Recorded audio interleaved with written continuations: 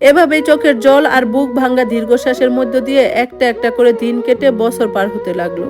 শায়লা রাজপুত্রের বয়স যত বাড়ছিল, আমাদের উপর অত্যাচারের ধরনও তত বদলাচ্ছিল। রাইসা বড় হতে লাগলো এক অদ্ভুত দম বন্ধ করা পরিবেশে, যেখানে প্রতিটা পদক্ষেপ তাকে শুনতে হতো সেই বাড়ির বোঝা, সে একটা অলক্ষী। কিন্তু স্রষ্টার কি অপরূপ সৃষ্টি! শত অবহেলা, পুষ্টিহীন খাবার আর অযত্নের মধ্যেও আমার রাইসা যেন এক ফালি চাঁদের মতো বড় হতে লাগলো। বড় হওয়ার সাথে সাথে তার গায়ের রং, ডাগর ডাগর চোখ আর শান্ত স্বভাবের সৌন্দর্য যেন চারিদিকে ছড়িয়ে পড়ছিল।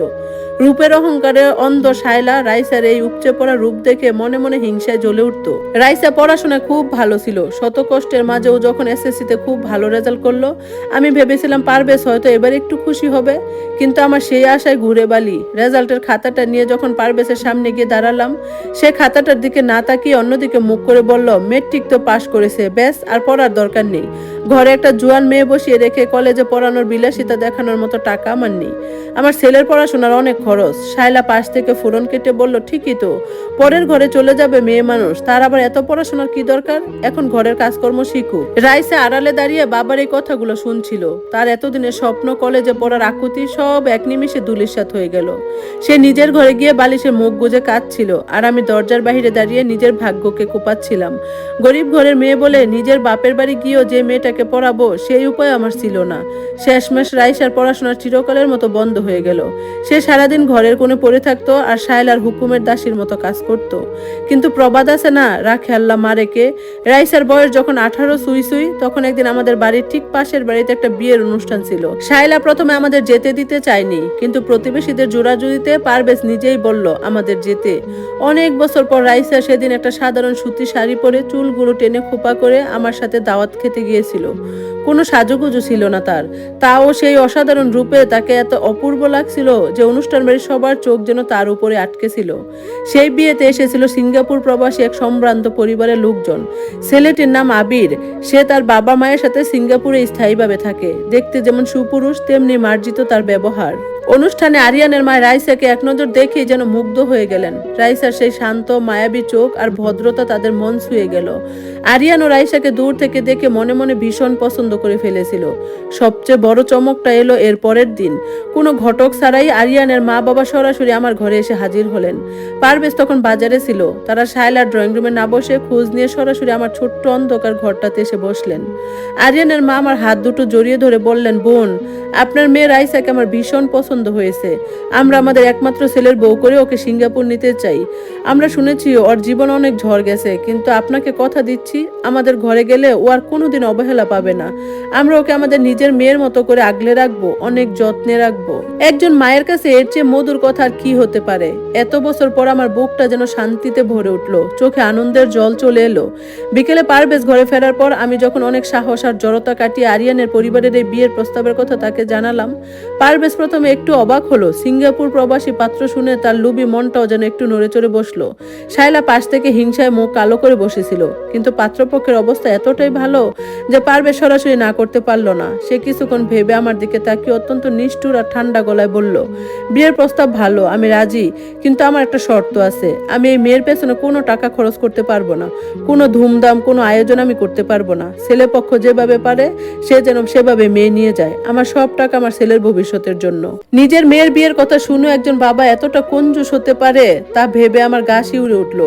কিন্তু ততক্ষণে আমার মনে এক নতুন আশার আলো জেগেছে। পারভেজের এই নিষ্ঠুর প্রত্যাখ্যানে সেদিন আমার আনন্দের কাছে হেরে গিয়েছিল।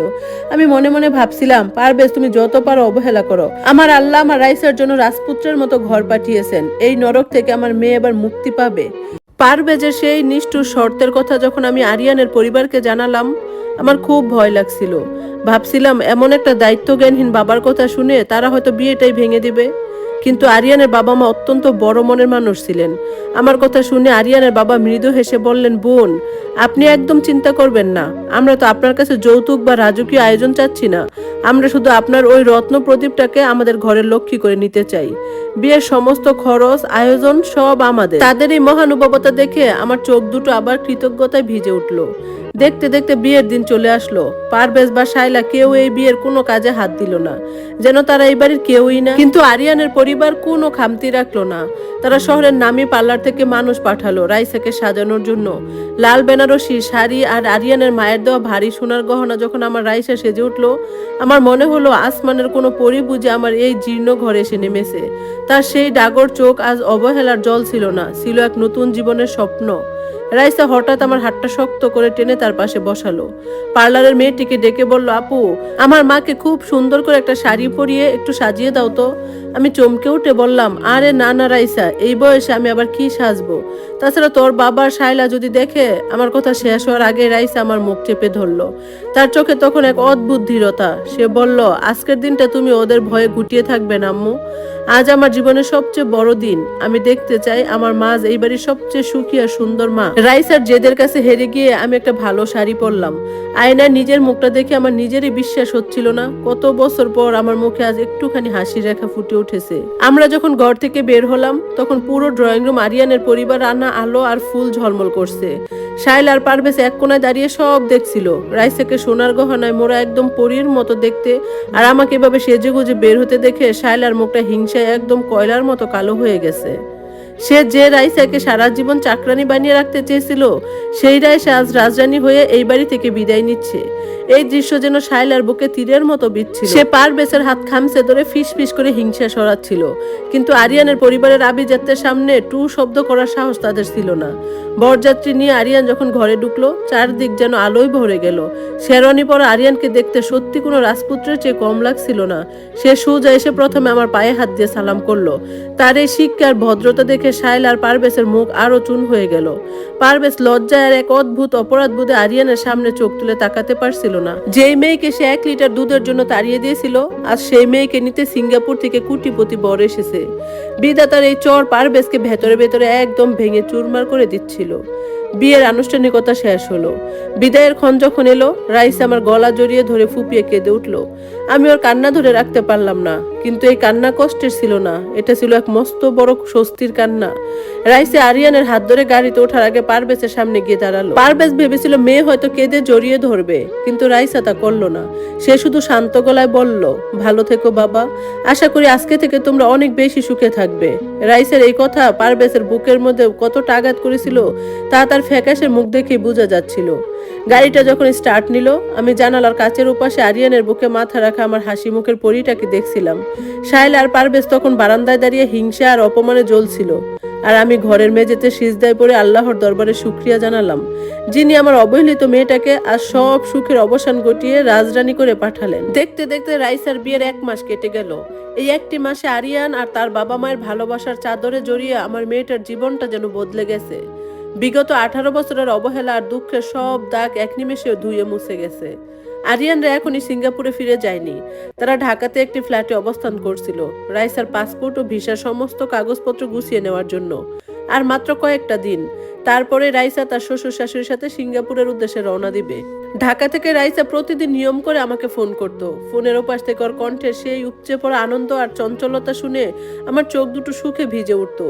ও বলতো, জানো আম্মু, আরিয়ান আর আব্বু আম্মু আমাকে এত আদর করে যে মাঝে মাঝে আমার নিজেরই বিশ্বাস হয় না এই 1 মাসে ওরা আমাকে ঘরের কোনো কাজই করতে দেয়নি। শাশুড়ি মা তো আমাকে সবসময় পরীর মতো সাজিয়ে রাখতে পছন্দ করে। ফোনে মেয়ের এই রূপকথার মতো জীবনের গল্প শুনতাম আর মনে মনে ভাবতাম, যে মেয়েকে এই বাড়িতে চরম অবহেলা পেতে হয়েছিল, আজ আমার আল্লাহ তাকে কত সম্মানিত করেছেন। এই 1 মাসে অনাবিল সুখ আর পরম যত্নে আমার রাইসা যেন সত্যি সত্যি আসমানের এক ডানাকাটা পরি হয়ে উঠেছে। কথা শেষে রাইসা হঠাৎ আমাকে এক মস্ত বড় খুশির সংবাদ দিল। ও বলল, আম্মু, কালকে সকালে আমরা ঢাকা থেকে সরাসরি বাড়িতে আসছি। আরিয়ান নিজেই গাড়ি ড্রাইভ করে আমাকে নিয়ে আসবে। খবরটা শুনে খুশিতে আমার বুকটা ভরে উঠলো। পরক্ষণে এক তীব্র টেনশন আর দুশ্চিন্তায় এসে আমার গলা টিপে ধরলো। নতুন বড় ঘরের জামাই প্রথমবার শ্বশুর বাড়িতে পা রাখবে, অথচ এই সংসারে আমার নিজস্ব কোনো টাকা পয়সা নেই, কোনো অধিকার নেই। এত বড় মনের একজন মানুষ আর নিজের কলিজার টুকরো মেয়েটাকে আমি কিভাবে একটু ভালো মন্দ খাইয়ে আপ্যায়ন করব? অনেক ভেবে নিজের সব ভয় আর জড়তা কাটিয়ে আমি পারভেজের ঘরে গেলাম। পারভেজ আর শাইলা তখন ড্রয়িং রুমে বসে আয়েশ করে চা খাচ্ছিল। আমি পারভেজের দিকে তাকিয়ে খুব ধীর গলায় মিনতি করে বললাম, রাইসা আর জামাই কালকে প্রথমবার এই বাড়িতে আসবে। যদি একটু বাজার সদাই করে ভালো মন্দ কিছু আয়োজনের ব্যবস্থা করতে পারতেন। আমার কথা শেষ হওয়ার আগেই শাইলা হাতের চায়ের কাপটা ধপ করে টেবিলে নামিয়ে সরাসরি না করে দিল। সে মুকুসকে চড়া গলায় বলল, আমাদের কাছে কোনো ফালতু টাকা নেই। যে মেয়ে নিজের বাপের সম্মান না রেখে এক কাপড়ে বিদায় হয়েছে, তার জামাইকে আপ্যায়ন করার কোনো ঠেকা আমাদের পড়েনি। নিজের ব্যবস্থা নিজে করুক। এই সংসার থেকে একটা টাকাও ওসবের পেছনে খরচ করা হবে না। পারভেজ বরাবরের মতোই শাইলার এই অন্যায়ের সামনে এক জ্যান্ত পাথর হয়ে রইল। সে একটা শব্দ উচ্চারণ করলো না। আমি এক বুক কষ্ট আর তীব্র অপমান নিয়ে নিজের ঘরে ফিরে আসলাম। অশ্রু সজল চোখে আল্লাহর উপর ভরসা করে নিজের জমানো যৎসামান্য টাকা দিয়ে যতটুকু সম্ভব গুছাতে লাগলাম। পরের দিন দুপুরের দিকে আমাদের বাড়ির সামনে একটি চকচকে রাজকীয় গাড়ি এসে থামলো। গাড়ি থেকে নামলো আরিয়ান আর আমার পরিমণি রাইসা। দামি শাড়ি, চমৎকার সাজ আর গহনায় রাইসাকে এতটাই অপরূপ লাগছিল যে শাইলা আর পারভেজের জানালার পর্দা সরিয়ে হা করে তাকিয়ে রইল। রাইসা ঘরে ঢুকে আমাকে শক্ত করে জড়িয়ে ধরলো আর আরিয়ান পরম ভক্তিতে আমার পায়ে হাত দিয়ে সালাম করলো। তারা গাড়ি থেকে বড় বড় কয়েকটা ব্যাগ নামালো। রাইসা ব্যাগ থেকে বের করে আমাকে অনেক রকমের দামি শাড়ি, উপহার আর প্রসাধন সামগ্রী দিল। পারভেজ দরজার আড়ালে দাঁড়িয়ে এক বুক অপরাধবোধ আর মন খারাপ নিয়ে এসব দেখছিল। সে হয়তো ভাবছিল, এই মেয়েকে সে কোনোদিন একজোড়া ভালো জুতাও কিনে দেয়নি, আর সে নিজের মাকে কত শত উপহারে ভরিয়ে দিচ্ছে। ঠিক তখনই রাইসা পারভেজের সামনে গিয়ে দাঁড়ালো। ব্যাগ থেকে একটা অত্যন্ত দামি রাজকীয় ডিজাইনের পাঞ্জাবি বের করে পারভেজের হাতে দিল আর শাইলার দিকে বাড়িয়ে দিল একটা মহামূল্যবান সিল্কের শাড়ি। এত দামি পাঞ্জাবি আর শাড়ি দেখে শাইলার পারভেজের চোখ কপালে উঠে গেল। লুবি মন আর এত দামি উপহারের আকর্ষণ তারা কিছুতে সামলাতে পারল না। মুখে না করার ভান থাকলেও হাত বাড়িয়ে উপহার দুটো লুফে নিল। ভাইয়ের জন্য অনেক উপহার এনেছে। আরিয়ান অত্যন্ত বুদ্ধিমান ছেলে। সে আসার পর থেকে লক্ষ্য করেছিল ঘরের পরিবেশ আর রান্না বান্নার আয়োজন তেমন একটা বড়সড় হয়নি। সে শাশুড়ির দিকে তাকিয়ে মৃদু হেসে বলল, আম্মু আমি একটু আসছি। সে নিজেই গাড়ি নিয়ে বাজারে চলে গেল এবং কিছুক্ষণের মধ্যে একাই বিশাল বড় বড় রুই মাছ, খাসির মাংস, দেশি মুরগি আর হরেক রকমের ফলমূল কিনে নিয়ে আসলো। পারভেজ আর শাইলা ড্রয়িং রুমে বসে আরিয়ানের এই রাজকীয় বাজার আর আভিজাত্য দেখে নিজেদের ছোট লোকই মনে মনে টের পাচ্ছিল। আরিয়ানের আনা সেই বাজার দিয়ে আমি মনের আনন্দে রাঁধলাম আর সবাই মিলে একসাথে তৃপ্তি করে খেলাম। দেখতে দেখে আনন্দের এই 2টা দিন কেটে গেল। রাইস আর আরিয়ানের এবার ঢাকায় ফেরার পালা, কারণ আগামী কয়েকদিনের মধ্যে তারা সিঙ্গাপুরের বিমান ধরবে। বিদায়ের শেষ মুহূর্তে রাইসা, পারভেজ আর শাইলার সামনে দাঁড়িয়ে হঠাৎ আমার হাত দুটো শক্ত করে চেপে ধরলো। সে আমার চোখের দিকে তাকিয়ে সবার সামনে স্পষ্ট এবং ধীর গলায় বলল, আম্মু এবার তুমি আমাদের সাথে যাবে। আমরা তোমাকে এই নরকে আর একা ফেলে রাখবো না। আমরা তোমাকে আমাদের সঙ্গে সিঙ্গাপুরে নিয়ে যাব। রাইসার এই হঠাৎ ঘোষণায় পারভেজ আর শাইলা একদম স্তব্ধ হয়ে গেল। শাইলার মুখটা হিংসায় আর রাগে কুঁচকে গেল। ঠিক তখনই আরিয়ান রাইসার কথায় সায় দিয়ে অত্যন্ত বিনীত কিন্তু শক্ত কণ্ঠে আমাকে বলল, হ্যাঁ আম্মু, রাইসা ঠিকই বলেছে। আমরা ঢাকায় ফেরার পরপরই আপনার পাসপোর্ট করার জন্য লোক পাঠিয়ে দিব। সিঙ্গাপুরে আমার বাবা মা ও আপনার কথা বারবার বলেছে। ওনারা চান আপনি আমাদের সাথেই থাকুন। আপনার সমস্ত দায়িত্ব এখন থেকে আমাদের। আরিয়ানের এই কথাটি যেন পারভেজ আর শাইলার গালে একটা মস্ত থাপ্পড় ছিল। যে মাকে সারা জীবন দাসী বানিয়ে অবহেলা করেছে, আর সেই মা সিঙ্গাপুরের মতো জায়গায় রাজকীয়ভাবে থাকতে যাচ্ছে। পারভেজের মুখটা লজ্জায় আর অনুশোচনায় মাটির সাথে মিশে গেল, আর শাইলার রাগে হিংসায় ভেতরে ভেতরে পুরো ছাই হতে লাগলো। আমি আল্লাহর দরবারে কোটি কোটি শুকরিয়া জানালাম, কারণ তিনি আমার এবং আমার মেয়ের সমস্ত অবহেলার জবাব এত সুন্দর করে দেবেন তা আমি ভাবতেও পারিনি। রাইসা আর আরিয়ান ঢাকায় ফিরে যাওয়ার পর পুরো বাড়িটা যেন আবার এক মস্ত বড় নিস্তব্ধতায় ডুবে গেল। তবে এবারে নিস্তব্ধতা আগের মতো গ্লানি বা কান্নার ছিল না। এ ছিল এক বুক প্রতীক্ষা আর পরম শান্তি নীরবতা। ড্রয়িং রুমের সোফায় শাইলা আর পারভেজ তখন স্তব্ধ হয়ে বসেছিল। রাইসার দিয়ে যাওয়া দামি সিল্কের শাড়ি আর রাজকীয় পাঞ্জাবিটা তাদের কুলেই পড়েছিল, কিন্তু তাদের মুখে কোনো কথা ছিল না। যে মেয়েকে তার আজীবন অলক্ষী আর বোঝা বলে ঘরের কোণে ফেলে রেখেছিল, সে মেয়ের জামাইয়ের আভিজাত্য আর উদারতা তাদের অহংকারের দেওয়ালে এমন এক চড় মেরেছে যে লজ্জায় তারা আমার সাথে চোখ মেলাতে সাহসটুকু পাচ্ছিল না। আমি আমার ছোট ঘরটিতে ফিরে এসে আলমারিতে রাইসার দেওয়া নতুন শাড়িগুলো গুছিয়ে রাখলাম। আলমারির আয়নায় নিজের ক্লান্ত মুখটার দিকে তাকিয়ে মনে হলো আজ কত বছর পর আমার বুকের ভেতরের পাথরটা নেমে গেছে। দেখতে দেখতে আরো 15টা দিন কেটে গেল। এই দিনগুলো আরিয়ান ঢাকা থেকে পাসপোর্টে লোক পাঠিয়ে আমার সমস্ত কাগজপত্র করানোর ব্যবস্থা করে দিয়েছিল। রাইসা প্রতিদিন ফোন করে বলতো, আম্মু সব গুছিয়ে নাও, আর মাত্র কয়েকটা দিন, তারপর সিঙ্গাপুরে আমাদের ছোট্ট সংসারে তুমি হবে আমাদের রানী। আমি হাসতাম, কিন্তু বুকের ভেতরটা কেমন যেন হু হু করে উঠতো। এই বাংলাদেশ, এই চেনা আকাশ বাতাস ছেড়ে এত দূরে চলে যাব ভাবলেই তো এক অদ্ভুত জড়তা গ্রাস করতো। কিন্তু তার চেয়ে বড় একটা কষ্ট আমার মনকে প্রতিনিয়ত ছিঁড়ে খাচ্ছিল। আমার কলিজার টুকরো রাইসা সিঙ্গাপুরে চলে যাচ্ছে। অবশেষে সেই দিনটি এলো। পরদিনে আরিয়ান, রাইসা আর তার শ্বশুর শাশুড়ি সিঙ্গাপুরের ফ্লাইট। দেশ ছাড়ার আগে শেষবারের মতো আমার সাথে দেখা করতে আরিয়ান রাইসাকে নিয়ে আমাদের এই বাড়িতে এলো। গাড়ি থেকে রাইসা যখন নামলো, ওর চোখে মুখে বিদায়ের এক করুণ আভা। আজ ওর পরনে ভারী গহনা বা দামি সিল্কের শাড়ি ছিল না, একটা সাধারণ সুতির 3 পিস পরে আমার মেয়েটা যখন হন্তদন্ত হয়ে ঘরে ঢুকলো, আমাকে জড়িয়ে ধরলো, আমার ভেতরে সব বাঁধ ভেঙে গেল। আমি রাইসাকে বুকের সাথে শক্ত করে চেপে ধরে অজোরে কাঁদতে লাগলাম। রাইসা আমার কাঁধে মুখ লুকিয়ে ফুপিয়ে ফুপিয়ে কাঁদতে লাগলো। ওহ, কি যে সেই কান্নার ব্যাকুলতা! রাইসার জন্মের পর সেই দীর্ঘ 18 বছর আমার প্রতিটা মুহূর্ত একসাথে কাটিয়েছি। শায়লার অত্যাচার, পারভেজের অবহেলা, ক্ষুধায় কষ্ট, সবকিছু আমরা দুজন একসাথে জড়িয়ে সহ্য করেছি। আজ এই প্রথম আমার সেই ছোট্ট মেয়েটি আমার থেকে হাজার হাজার মাইল দূরে এক সম্পূর্ণ অচেনা দেশে চলে যাচ্ছে। মন চাইলেও আমি আর ছুটে গিয়ে ওকে বুকে টেনে নিতে পারবো না, ও অসুস্থ হলে কপালে জলপট্টি দিতে পারবো না। এই চিরন্তন মাতৃত্বের আকুলতায় আমার চোখ ভিজে জল নামছিল। আমি ওর কপালে গালে বারবার চুমু খেয়ে বলছিলাম, আমার মাটারে তোমরা ভালো রেখো আল্লাহ, আমার পরিটাকে তুমি আগলে রেখো। রাইসা আমার চোখের জল মুছিয়ে দিয়ে গদগদ কণ্ঠে বলল, আম্মু তুমি এভাবে কাঁদলে আমি যেতে পারবো না। তুমি তো জানো আর মাত্র কয়েক মাসের তো ব্যাপার। আরিয়ান তোমার পাসপোর্টের সব ব্যবস্থা করে দিচ্ছে। ভিসাটা হয়ে গেলেই আরিয়ান নিজে এসে তোমাকে আমার কাছে নিয়ে যাবে। আমরা তোমাকে ছাড়া বেশি দিন থাকবো না আম্মু। পাশ থেকে আরিয়ান এগিয়ে এসে পরম শ্রদ্ধায় আমার মাথায় হাত বুলিয়ে দিল। সে খুব আশ্বস্ত করা গলায় বলল, আম্মু আপনার মেয়েকে আমি আমার চোখের মনি করে রাখবো।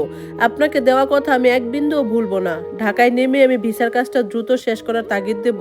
খুব শীঘ্রই আপনি আমাদের সাথে থাকবেন, আপনি একদম চিন্তা করবেন না। জামাইয়ের এই কথা আমার বুকের ভেতরটা কিছুটা হলেও শান্ত হলো। বিদায়ের সময় ঘনিয়ে এলো। সদর দরজার সামনে গাড়ি স্টার্ট দিয়ে দাঁড়িয়ে আছে। পারভেজ আর শায়লা দূর থেকে এই বিদায়ের দৃশ্য দেখছিল। পারভেজের চোখে আজ আমি প্রথমবার এক ফোঁটা জল দেখতে পেলাম। হয়তো নিজের কৃতকর্মের অনুশোচনা আজ তাকে কুরে কুরে খাচ্ছিল, কিন্তু মুখ ফুটে কিছু বলার ক্ষমতা বা অধিকার সে অনেক আগেই হারিয়ে ফেলেছে। রাইসা গাড়িতে ওঠার আগে শেষবারের মতো আমার পাশ হয়ে সালাম করলো। পারভেজের দিকে তাকিয়ে রাইসা বলল, ভালো থেকো বাবা, শরীরের যত্ন নিও, ভাইয়ের দিকে খেয়াল রেখো, আসি। আমি আরিয়ানের ডান হাতটা টেনে নিয়ে তার উপর রাইসের হাতটা রাখলাম। 18 বছর আগে এক নির্মম বাপের হাত থেকে এই মেয়েকে আমি নিজের আঁচল দিয়ে আড়াল করে বাঁচিয়েছিলাম, আর আজ দ্বিতীয়বার অত্যন্ত আবেগ দিয়ে এক বুক বিশ্বাস আর চোখের জল দিয়ে আমার রাজকন্যাকে রাজপুত্রের হাতে চিরকালের জন্য তুলে দিলাম। গাড়িটা যখন ধুলো উড়িয়ে চোখের আড়াল হয়ে গেল, আমি আকাশের দিকে তাকিয়ে হাত তুললাম। আমার মেয়ে সুখে থাক, এই পৃথিবীর সব অবহেলার অবসান ঘটিয়ে ও যেন রানীর মতো বেঁচে থাকে। একজন মায়ের কাছে এর চেয়ে বড় চাওয়া আর কি বা হতে পারে। ধন্যবাদ সবাইকে এতক্ষণ গল্পটা শোনার জন্য। এই গল্পের বাকি অংশ শোনার জন্য পেজটাতে ফলো দিয়ে সাথেই থাকবেন। আজকের মতো আল্লাহ হাফেজ।